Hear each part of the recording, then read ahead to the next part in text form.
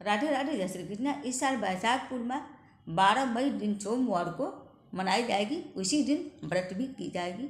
इस दिन को बुद्ध पूर्णिमा के नाम से भी जाना जाता है। इस पूर्णिमा को सारे पूर्णिमा की अपेक्षा महत्वपूर्ण माना जाता है। इस दिन स्नान दान करने से और धार्मिक कार्यों के करने से शुभ परिणाम मिलते हैं। बैसाख पूर्णिमा के दिन सत्यनारायण भगवान जी की कथा को सुनने से मनवांछित फल की प्राप्ति होती है। तो आइए सुनते हैं पूर्णिमा व्रत की कहानी।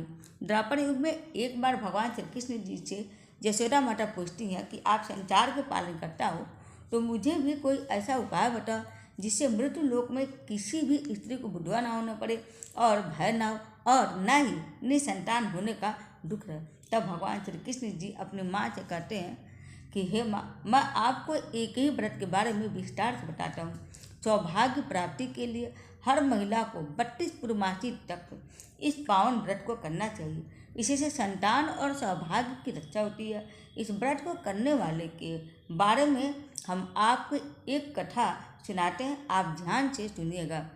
कांतिका नामक नगर में एक राजा चंद्रहास राज करता था। उसके नगर में एक धनेश्वर नामक एक ब्राह्मण अपनी पत्नी सुशीला के साथ रहता था।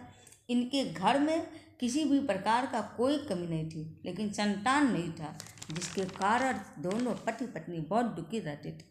एक बार उस नगर में साधु आता जो सभी घरों से भिक्षा लेता और गंगा नदी के तट पर भोजन कर जीवन यापन करता, लेकिन वह साधु धनेश्वर के घर से भिक्षा मांगने नहीं जाता था। यह देख सुशीला और धनेश्वर बहुत दुखित हुए और जाकर उस साधु से पूछे कि आप सभी घरों से भिक्षा लेते हैं लेकिन हमारे घर से नहीं लेते, ऐसा क्यों साधु महाराज? तब साधु ने कहा कि तुम निसंतान हो और ऐसे घर से भिक्षा लेना पतितों को अन्न के समान होता है। मैं पाप का भागीदार नहीं बनना चाहता, इसलिए तुम्हारे घर से भिक्षा नहीं लेता हूँ। यह सुन धनेश्वर बहुत दुखित हो जाता और साधु से पूछता है कि ऐसा कोई उपाय बताइए जिससे मुझे भी संतान सुख की प्राप्ति हो।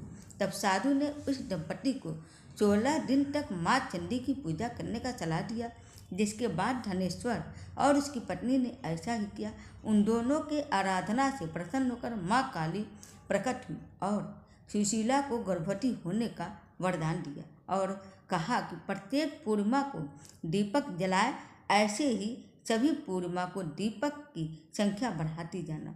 जब तक 32 दीपक ना हो जाए, माता के आशीर्वाद के फलस्वरूप सुशीला गर्भवती हुई। काली माँ के कहे अनुसार वह दीपक जलाती रही। माँ काली के आशीर्वाद और कृपा से सुशीला ने एक सुंदर पुत्र को जन्म दिया, जिसका देवदास नाम रखा। देवदास जब बड़ा हो गया तो धनेश्वर ने विद्या ग्रहण करने के लिए काशी भेजा। काशी में देवदास के एक अजीब दुर्घटना घटी, जिसके कारण धोखे से देवदास का विवाह हो गया।